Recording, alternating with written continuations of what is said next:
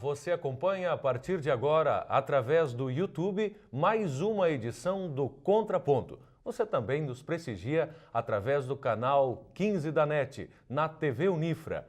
O Contraponto está de volta nesta semana, em mais uma edição, trazendo para você as informações, o ponto e o contraponto, os comentários dos professores do Centro Universitário Franciscano para os temas que mereceram manchete nos principais meios de comunicação do Brasil. Hoje destacamos, como sempre, 3 temas. São eles, e vamos diretamente a eles. O primeiro, você é contra ou a favor da reeleição? Logo depois, no segundo bloco, vamos falar sobre campanha política. Pesquisa Datafolha aponta empate entre Marina e Dilma. E depois, no terceiro bloco, vamos discutir de novo futebol e, novamente, um caso de racismo. Grêmio identifica torcedores e proíbe 10 torcedores, na verdade, de não mais poderem ir aos jogos.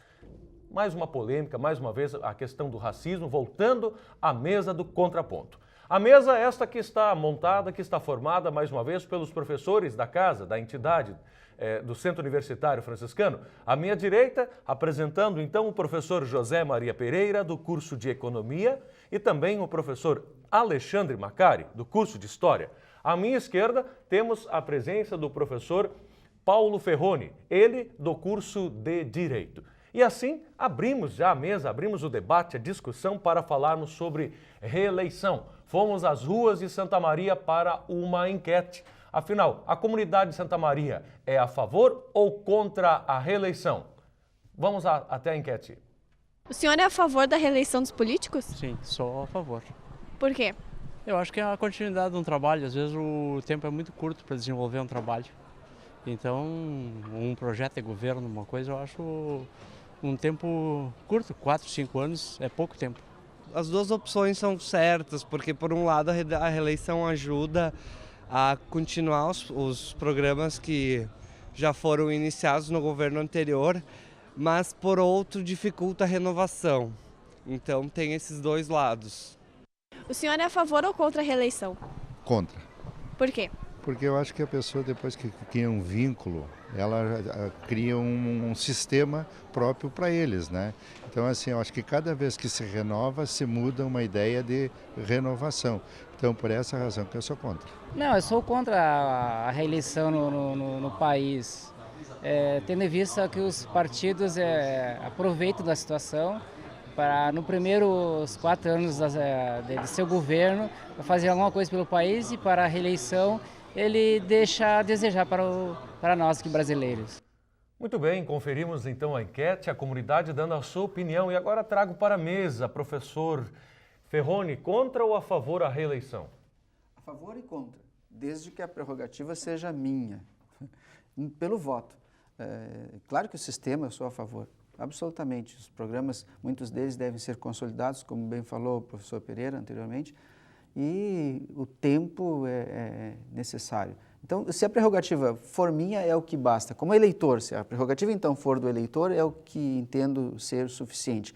A ele cabe a escolha. Quer reeleição do candidato ou não quer, né, é a atribuição dele. Isso deve ser garantido. Professor Pereira, a favor ou contra a reeleição? Não, acho que o Ferroni se enganou, eu não falei. Foi uma conversa aos bastidores. Não, na verdade, a conversa de bastidores. Ficaram 1 hora discutindo aqui, né? Mas para que não pare dúvida a esse respeito, né, eu sou terminantemente contra a reeleição. Né? Eu acho, eu vou dizer os meus argumentos, né? Eu acho que vamos dizer, a reeleição, ela acaba formando uma classe específica, que é a classe dos políticos, né? Na verdade, a política vira uma profissão. Então, ao invés deles trabalharem anonimamente pelo conjunto, né, já que é uma democracia representativa, eles acabam se familiarizando entre si e, como eu disse, eles formam uma classe e acabam trabalhando para si próprios durante o período que eles fazem parte. E, claro, quanto mais estendido o mandato, mais fácil de criar relações entre eles e mais aberto é o canal para a corrupção, por exemplo. entre outras coisas. Então, por outro lado, também é interessante para boas coisas, né? Tem o lado bom e tem o lado ruim, né, mas parece que as obras elas não se completam sem a existência dos políticos, né? Os políticos, na verdade, eles existem para votar os projetos. Só isso, não precisa mais, eles não precisam continuar acompanhando uma obra até o final. Então, eu acho que essa que é o fundamental. Na verdade, é o meu ponto de vista, eu acho que não é só em relação, é mais amplo ainda do que em relação à reeleição só para presidente da República. Eu sou contra a reeleição em todos os níveis, para que haja uma oxigenação da política e as pessoas aprendam que a política não é uma profissão. Na verdade, uma participação social que as pessoas vão ter e que vão, inclusive, mudar os seus hábitos de pensamento, né, que geralmente as pessoas pensam para si próprias. E elas vão ter que se habituar a pensar em fazer coisas para o conjunto da sociedade, já que é uma democracia representativa. Então, acho que a reeleição, do meu ponto de vista, é a mãe de todos os males. Bem, professor Alexandre, posição. Como diria um candidato aí, né? Bom, eu concordo com o professor Pereira. Isso é notável. Não, agora sim, mas é que só que eu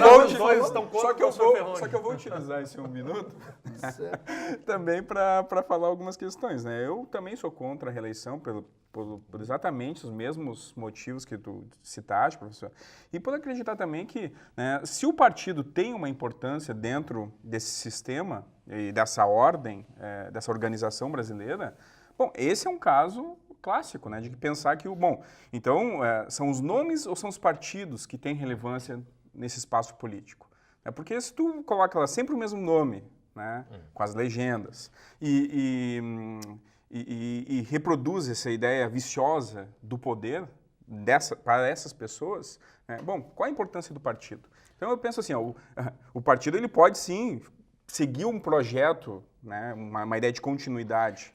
Agora, as pessoas, né, elas sim têm que circular. Acho que são os fatores de enfraquecimento dos partidos. Exato. Pois é, mas tem uma questão interessante. Com o enfraquecimento dos partidos, o que tem se destacado nos últimos anos são o nome das pessoas. Quer dizer, as pessoas e suas filosofias pessoais. Pessoas que são donas dos partidos. Pois é. Não o teremos partido é menor que as pessoas, em alguns casos. Exatamente. É isso que tem. Na verdade... E essa é uma lógica da democracia, inclusive.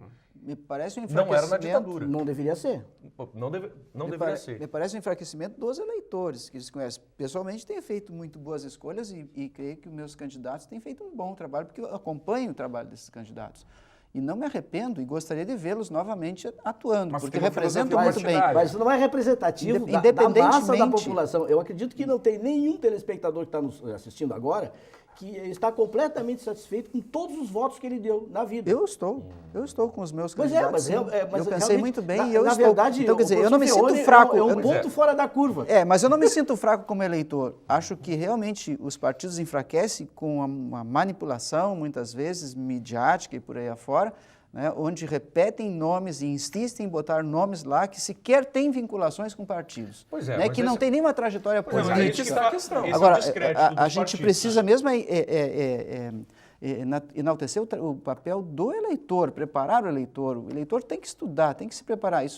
Política deveria ser uma disciplina. Mas acho que a política tem que ser uma profissão, Ferrugem. Pois é, acho que tem que ser uma profissão. Não profissão, mas que ela seja exercida como um... Eu acho que o político não devia nem ser remunerado. Exercida como um direito. Não devia nem ser remunerado. Já que é uma por aí até a gente concorda em algumas coisas. Sociedade. Por aí a gente pode concordar em algumas coisas. As origens dessa democracia que a gente tem representativa, claro, lá na democracia direta da Grécia Antiga, óbvio que era uma outra situação, não existia a mídia, a linguagem era muito mais uma linguagem falada do que uma linguagem escrita, então as pessoas se reuniam lá na água. Os cidadãos, claro.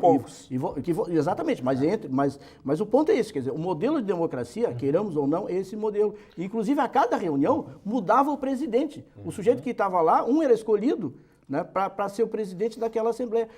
Para ver que a alternância do poder é uma coisa que está nas raízes da democracia. E isso não está se verificando. Aí porque a democracia se corrompe. Pois é, a democracia tem dois lados aqui. Me parece que ela enfraquece um pouco a qualidade de você pegar e exigir, digamos assim, um voto de mais qualidade do eleitor.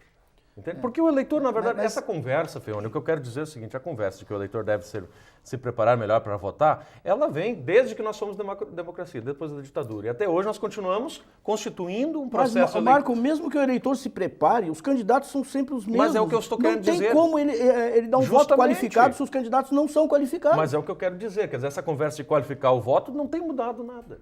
Não tem mudado. E aí talvez a saída, uma boa saída seria assim, que o mandato fosse um pouco mais esticado, então de 5 anos ao invés de 4, na verdade, ou de 6 anos, talvez, mas não 8 anos. Na verdade, quanto tempo que nós estamos em democracia, né? Realmente vivemos a democracia, porque, pelo que eu sei, nós tivemos lá Jango, que não pôde fazer nada, e depois dele, quem?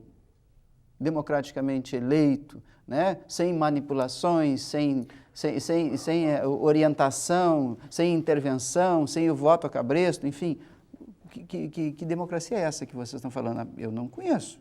Eu estou vendo recém, na verdade, agora nós pensarmos e agirmos assim, ó, e ainda com bastante interferência, né, na opinião do eleitor, desde pesquisas que manipulam, mas o eleitor livre, né, que possa realmente decidir por si, num regime equilibrado, eu não vejo. Vocês estão vendo uma democracia que eu não vejo. O Ferroni fala do regime militar. No regime militar, na verdade, o Congresso foi fechado no regime militar. Nós não tínhamos existia essa comparação imprópria, Ferroni. Não, mas eu não estou falando só do regime militar. Nós tivemos outros que o senhor vê a democracia, eu não vejo. Aí nós essa democracia que está aí, dita democracia, para mim não serve.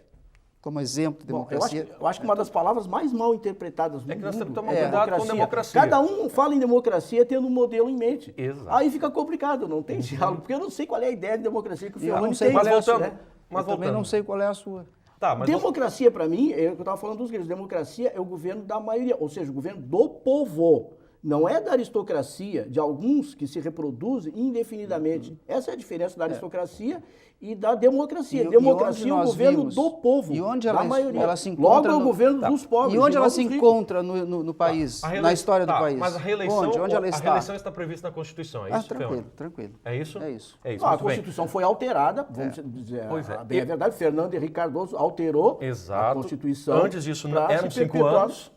Eram 5 anos, exatamente. Fernando Henrique que puxou para 4 anos, é isso? Foi ele que fez na Constituição original era de 5 anos sem direito à reeleição. E para essa mudança voltar a ser 5 anos de novo, o que deve ocorrer? Qual é o processo? Os candidatos... Como funciona esse processo, professor Fernando? Emenda constitucional.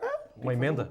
Sim, tem que fazer. E ela parte do presidente da República ou ela parte do Senado ou do deputado? Pode parte das casas legislativas. Desde que tenha apoio. Tanto faz. Desde que tenha apoio popular. Desde que o Congresso resolva por maioria de 2/3, eu acho, no caso. Não é necessário uma consulta popular quanto a isso. Não, o plebiscito seria interessante eu para acho perguntar? Eu acho que seria. Eu acho interessante perguntar, já que estamos na tal da democracia, cada um com a sua, bom. Mas viu, Marco, a democracia representativa aí é que está. O plebiscito, na verdade, ele vai contra a ideia da democracia representativa. Claro. Então o plebiscito, ele só pode ser utilizado em determinadas ocasiões. Como, por exemplo, nós fizemos um plebiscito há muito tempo.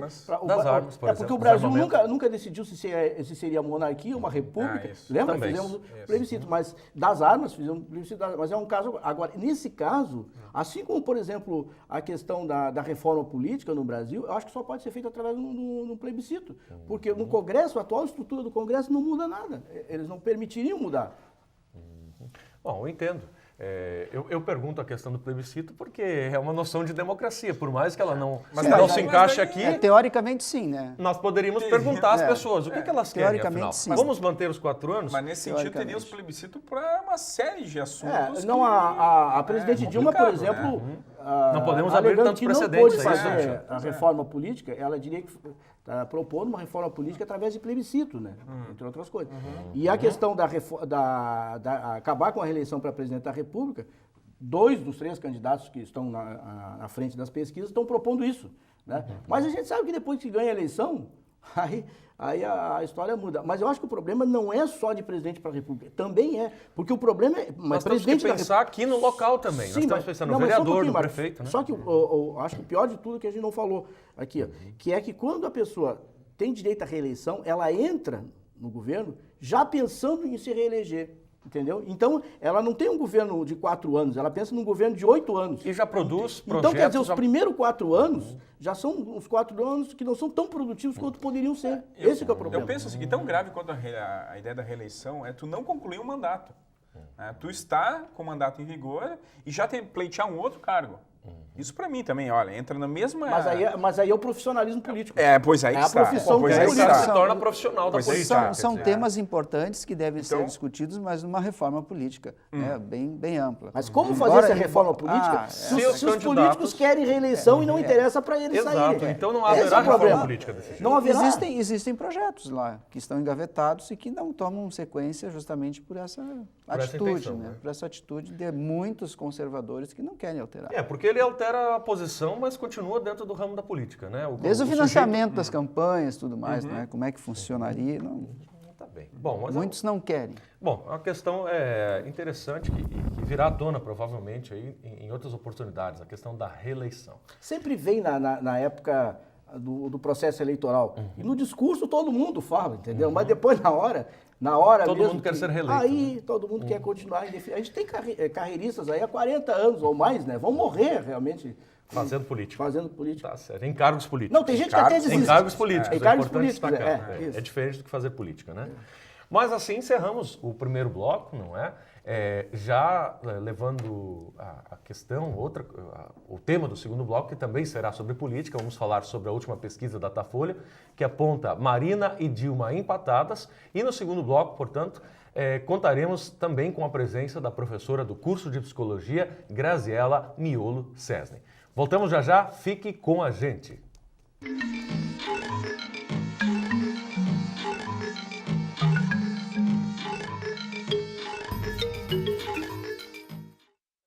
Inocência e energia que marcam o nosso dia a dia. Cuide do nosso futuro, cuide das nossas crianças, com seu gesto de ternura. Santa Maria avança. Seu gesto pode mudar a realidade de muitas crianças. Colabore com a escola Nosso Lar. A Liga Seletiva se uniu para ajudar e salvar o planeta com Papelito, Metalinha, Super Vidro e Plasboy. Você pode fazer parte da Liga selecionando o material reciclável da sua casa. Entre em contato com a Asmar pelo telefone 3026 9167. Junte-se a nós. 95% de energia elétrica no Brasil é proveniente das hidrelétricas. Cada brasileiro consome em média 200 litros de água por dia. A produção de energia responde por 15% do consumo mundial de água. Até 2020, o mundo irá gastar 55% da energia disponível no planeta. Sua água também é sua luz. Uma campanha do Centro Universitário Franciscano.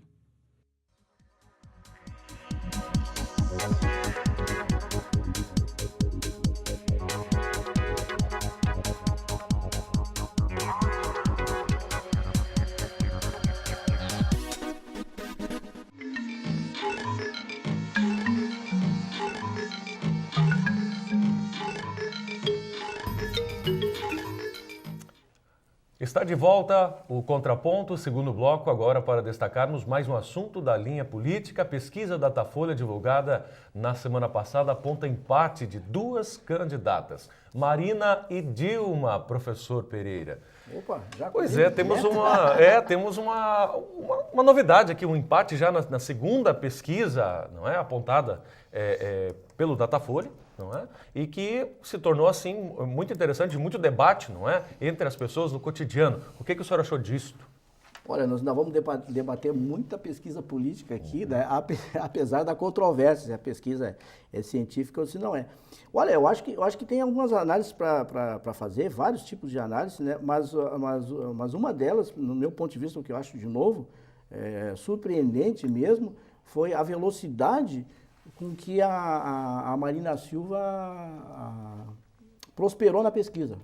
Porque na pesquisa anterior, a gente tinha uma pesquisa do Ibope, acho que uns 4 ou 5 dias antes que tinha saído, E ela estava com 29 pontos, né, percentuais.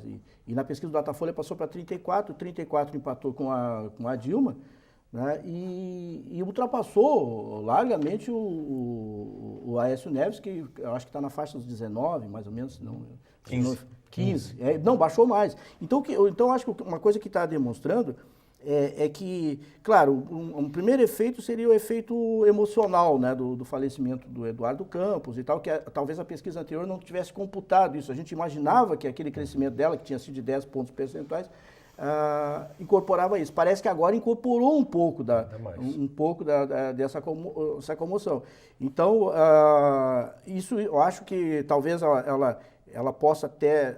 Talvez tenha mais algumas gorduras para queimar mais à frente, quer dizer, ela pode cair um pouquinho desse percentual. Eu acredito, se é que é o efeito emocional que tá contando aí. Mas, de qualquer jeito, eu acho que é uma coisa revolucionária do ponto de vista da estrutura dos próprios partidos, né? Porque, por exemplo, o próprio PT imaginava que ia concorrer contra o PSDB. Quer dizer, toda a estrutura, a estratégia partidária estava voltada com esse objetivo de ambos os partidos. E agora eles têm que se reacomodar a uma nova situação, difícil, inclusive, de combater, porque, na verdade, a Marina Silva nem partido tem, vamos chamar assim, né? Porque o partido dela, na verdade, que seria a Rede, não foi, como é que diz? Não foi oficializado. Então, é uma situação incrível que eu acho que, isso aí, só para me concluir, puxar uma relação com os protestos de junho.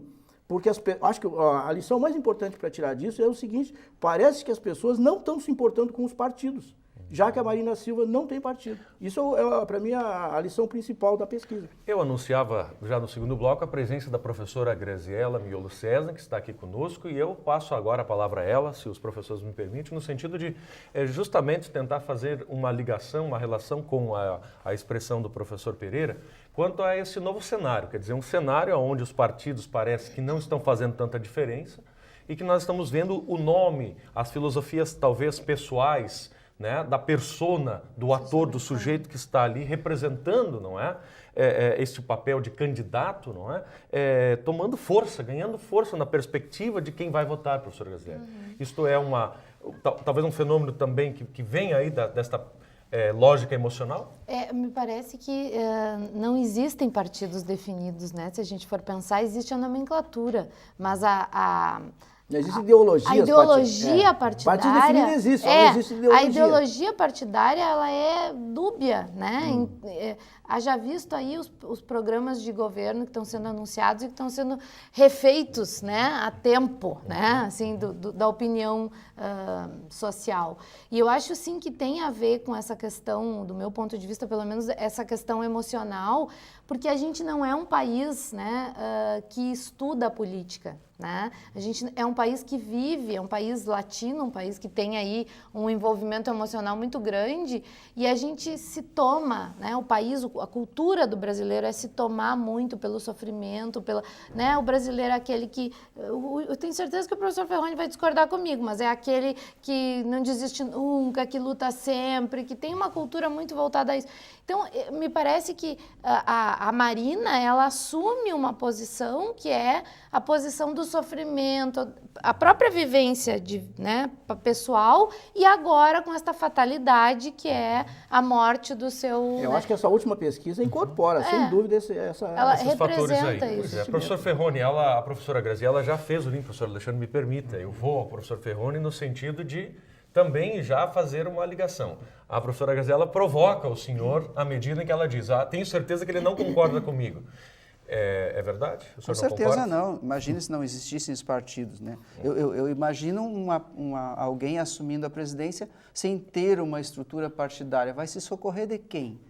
De quem essa pessoa vai se fazer auxiliar para prover todo o seu programa de governo? Acho isso um absurdo. Mas eu acho que nós, desculpe me atravessar, mas eu acho que nós estamos concordando, Ferroni, tu é que não entendeste, no sentido de que... No momento que tu disse que não existe partido, eu acho que não. Não existe ideologia partidária, depois eu corrigi. E, na verdade, eu concordo que deve haver, e ideologias partidárias.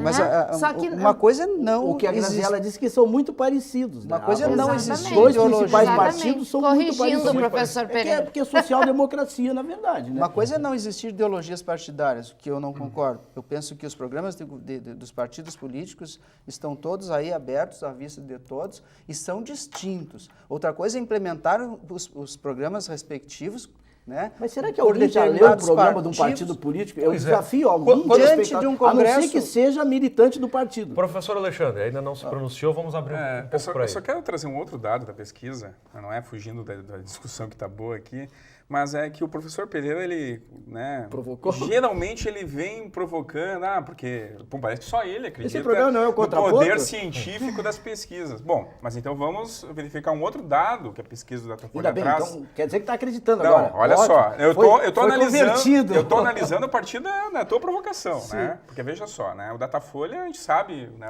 Não, mas o Ibope saiu antes. Tudo bem. 29, mas a gente sabe qual é o interesse ideológico do Datafolha, desse grupo, né? Então, e geralmente se destaca muito esse empate, em tese, né, que está aparecendo. Agora, o aumento da rejeição da Marina, por exemplo, é um elemento importante que não foi destacado. Né? Tipo, a Marina tinha 11% de rejeição e agora tem 15% de rejeição. Enquanto a presidente Dilma mantém o mesmo índice, que é alto, né, de rejeição, mas mantém. É lógico que a candidata Marina, ela, né, está no início da sua campanha e muitos elementos ainda vão aparecer. Eu falei que ela tem gorduras para perder, porque ela subiu muito rápido, né? E aí tem a lei da gravidade política, ela pode cair alguma coisa, quando as pessoas reconsiderarem as propostas dela, porque até agora está muito no emocional. E os debates. Eu admito isso, sim. E os debates. Eu admito isso. Porque o pessoal pode não ler o programa dos partidos, mas os debates têm uma audiência fenomenal. Né? Pois é, voltando, muito bem, o Alexandre destaca a questão da pesquisa em si, né? Agora, a pesquisa, ela aponta, assim, também dados com relação às pessoas que ainda estão indecisas. Né? E essas indecisões... Mas caiu muito, né?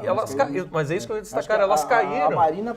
E a Marina conseguiu absorver muito desses indecisos. Ela absorveu. Tem uma coisa interessante na pesquisa que a Marina, praticamente em quase todas... Aí que é estranho mesmo, considerando as origens dela. Em todas as classes de renda, ela vence. Exceto na faixa de renda até R$2.000. Até R$2.000, que são os grotões, os mais pobres. Então, quer dizer, até a Folha de São Paulo publicou uma matéria dizendo que os pobres não decidem mais as eleições, né? Não sei, é uma manchete muito exagerada. Então essa eleição é personalista, né? E aí nós temos que levar em consideração o papel da mídia também.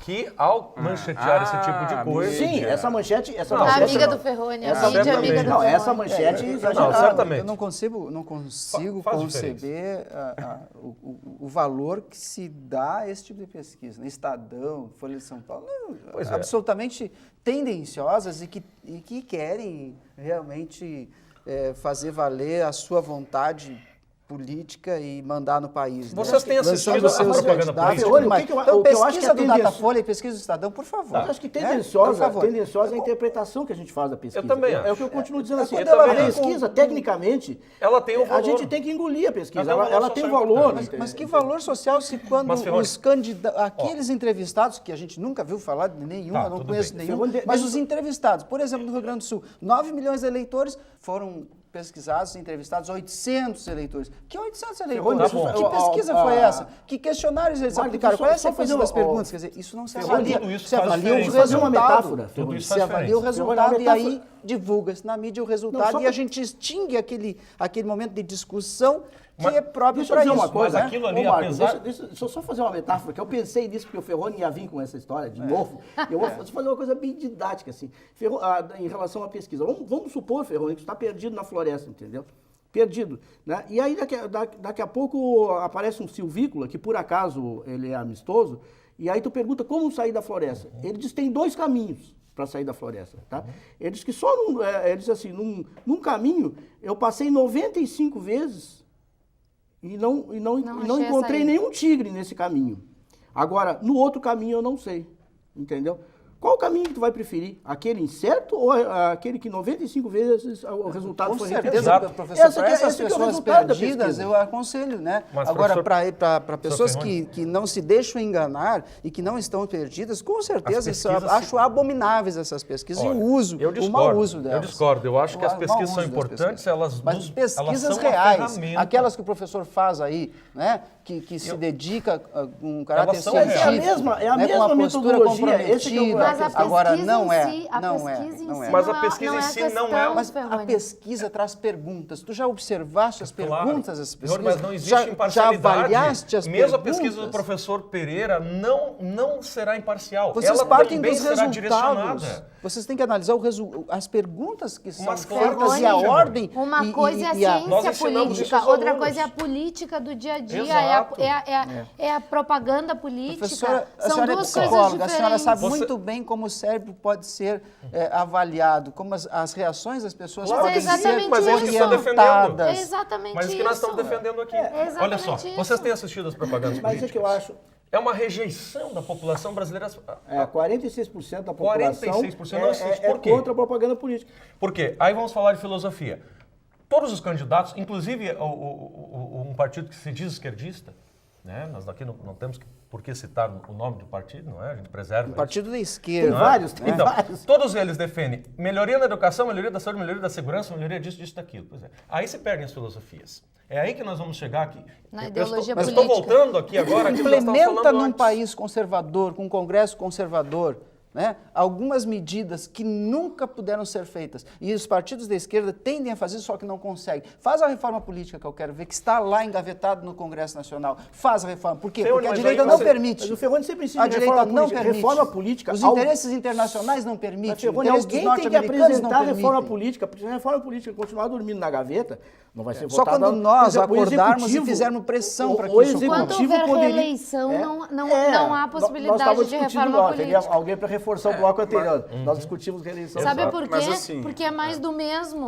Não há uma inovação e uma oxigenação do que é a ciência política. Então, a gente está falando de coisas diferentes aqui. Tem uma questão, professor, assim, que o Michael destacou e realmente, né, eu não tenho assistido pela televisão, mas tenho escutado pelo rádio, porque os horários que a gente circula geralmente são os que estão dando... Seria um bloco até para discutir o horário político. Só que eu penso assim, elas são importantes, são muito sim, importantes. existirem.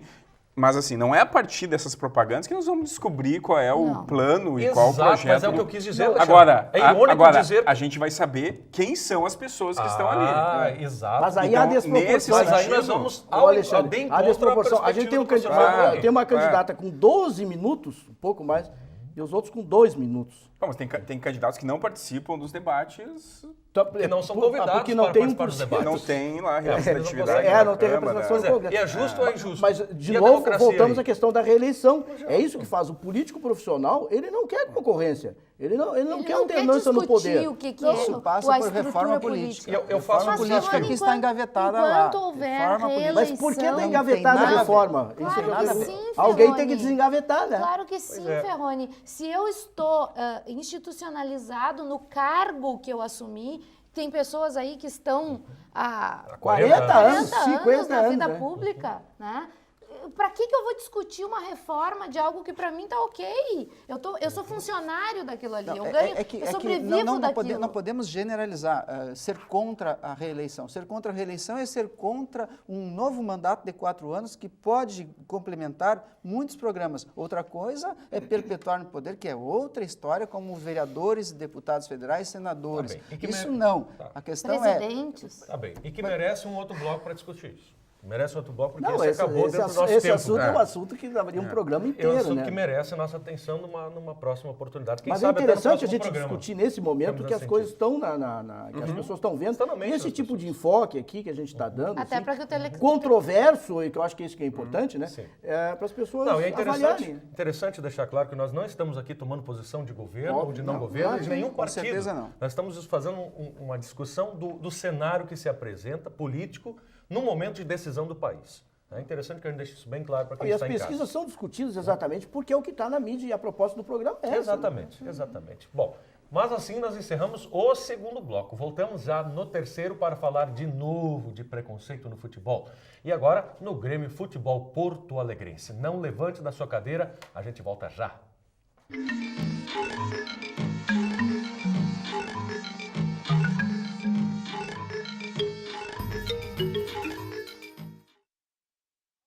Pedrinho é uma criança especial, que enfrenta dificuldades diariamente. Para passar por tudo isso, conta com seus fiéis amiguinhos escudeiros, que o ajudam a vencer cada obstáculo.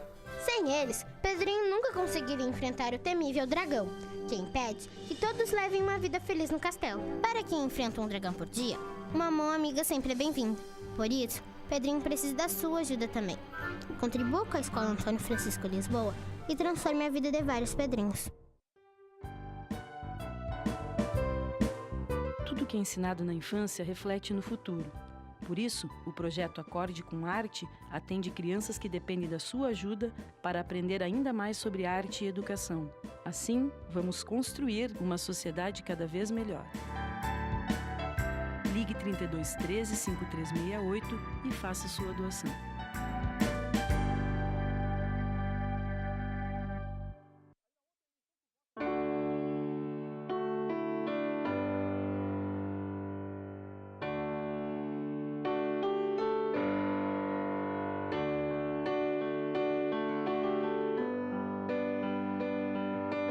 E no fim de tudo, Pipa e Vento, num belo momento, vão chegar ao céu. Assim como a pipa precisa do vento para voar, a Estação dos Ventos precisa de você. Colabore!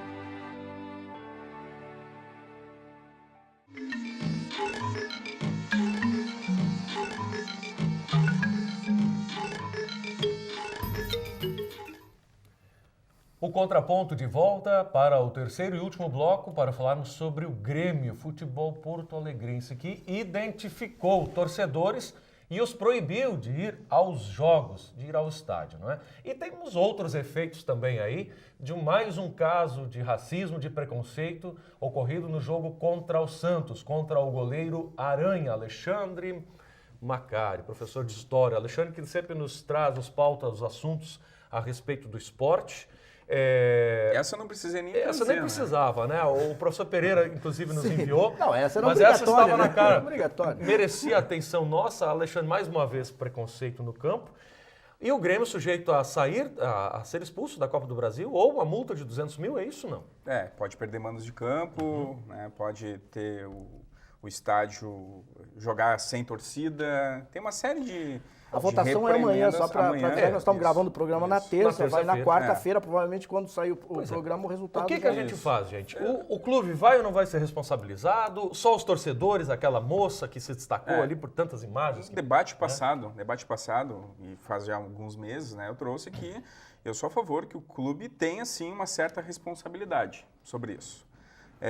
Ocorre assim, se o clube não se manifestar frente ao que está acontecendo dentro do estádio. Mas vem se manifestando, né? Tratar como se nada estivesse acontecendo, como se fosse algo normal. Não me respeito. No futebol é assim mesmo. Eu quero destacar, e eu já falei isso, né? O Grêmio, ele tem uma trajetória histórica que é acusado, inclusive, injustamente, né, por ser um clube racista.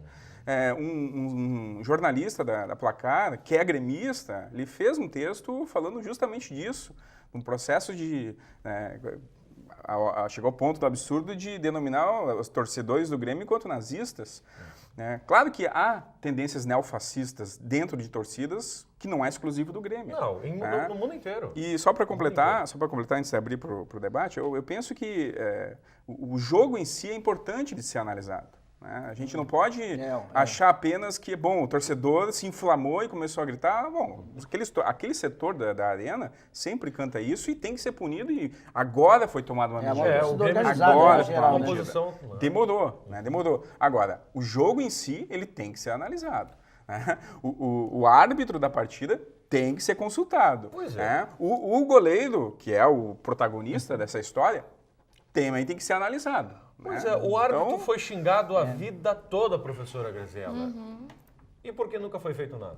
Pois é, fico pensando nos movimentos de massa, né? Pensando do ponto de vista da psicologia, assim, que quando se está a gente já falou disso aqui, quando se está num estádio, se dissemina, né? A minha identidade acaba se disseminando na do grupo, né? Na identidade do grupo. E essa menina teve a infelicidade de ser focada, né? E agora está sofrendo, inclusive socialmente, de forma bem...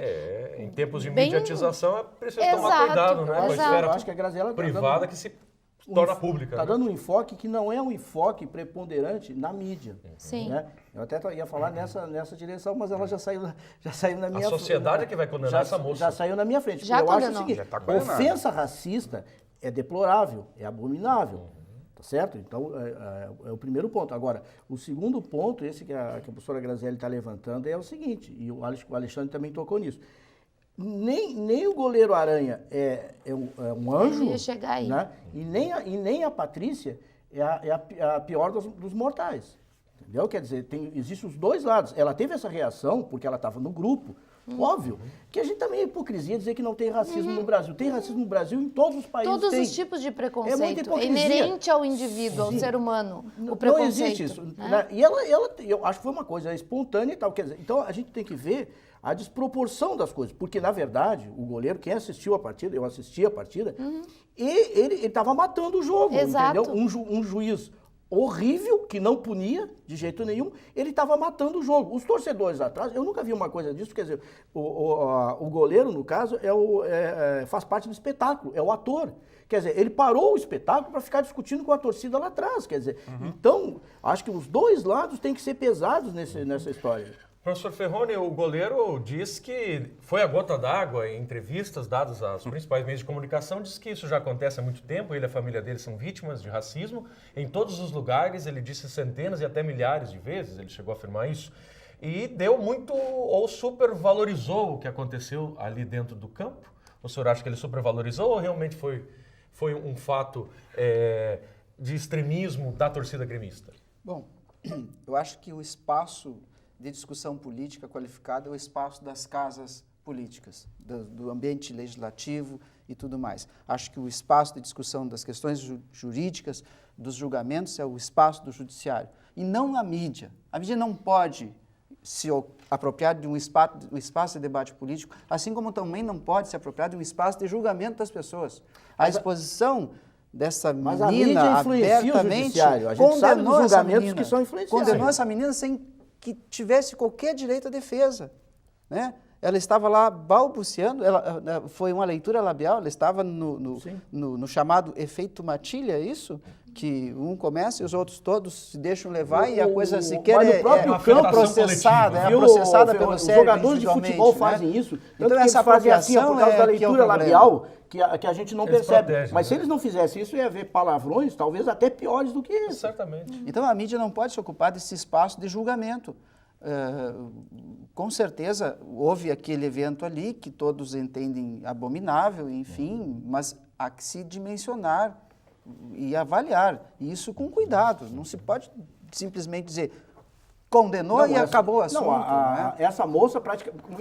Imagina como ela está hoje. 2 pesos e 2 medidas. Tudo bem, o goleiro teve a repercussão que ele queria ter. Ele é o herói e ela é... E ela, o que ela foi? Então, ela perdeu o emprego, não pode mais morar na casa dela, vai ter que sumir, né?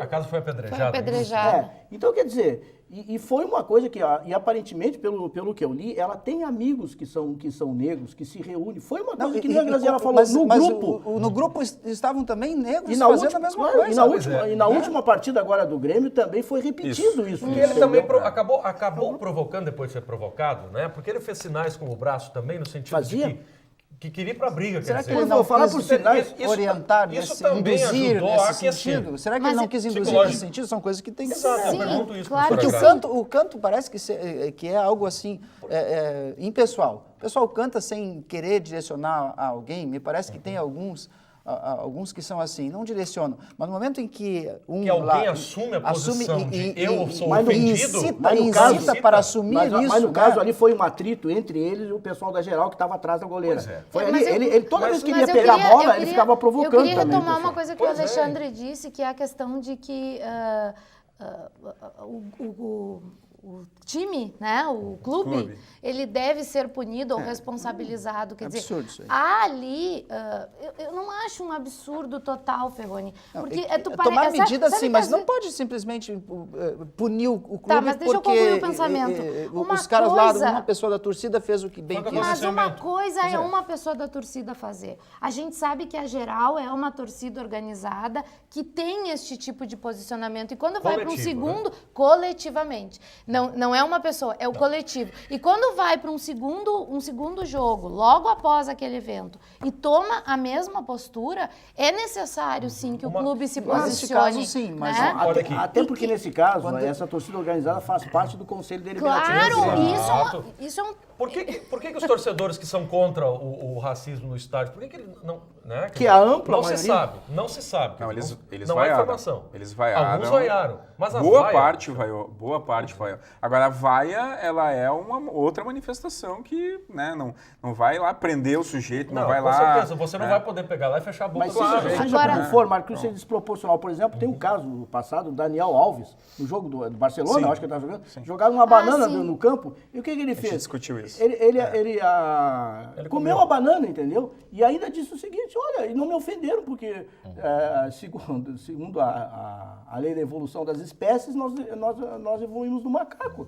Então, quer dizer, é um negócio que eu acho que assumiu uma desproporção absurda. Agora, Ferroni, eu vou ter que te Mas eu acho que a gente concorda em alguma coisa. No sentido, assim... O clube tem que tomar iniciativas, com certeza. Não pode ficar inerte, claro que não. Mas também não pode ser responsabilizado, embora tome iniciativas, se ficar sem mando de campo, ficar sem torcida. Imagina só porque atitude alguma. Imaginar que numa cultura midiática, como disse o Michael, a mídia não vai influenciar nisso, isso é... Não adianta nós defendermos isso, porque isso vai acontecer cada vez mais. Tanto influencia que essa partida, por exemplo, antes do julgamento, houve um pré-julgamento, porque a partida foi suspensa antes de haver o julgamento. A menina acabou, né?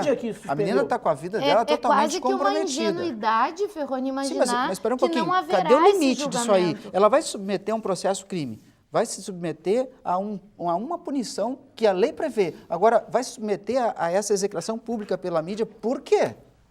Que direito tem a mídia de fazer isso com essa pessoa? De acabar com a vida dela e dizer, não pode mais viver aqui nesse país? Bom, vai se transformar numa outra pessoa? Com a fala do professor Ferroni, nós encerramos o nosso programa, que mereceu, então, toda essa energia que nós depositamos aqui nos 3 temas, não é? Porque esse assunto tomou conta. Esse assunto tomou conta do campo midiático, as pessoas nas redes sociais estão discutindo, debatendo cada vez mais. O pessoal não pode sair com a camiseta do Grêmio lá no Rio de Janeiro porque está sendo chamado de racista. Exato. Quer dizer, aí já está. Pois é. Passou do ponto. Mas nós encerramos assim mais um Contraponto, agradecendo ao debate dos professores, né? Agradecendo a presença de todos aqui, mais uma vez, da equipe da TV Unifra e também a você, que sempre nos prestigia através do canal 15 da NET, na TV Unifra, e também no YouTube, nesse momento ao vivo, aí na internet, nesse endereço que você está aí vendo na tela, na sua tela.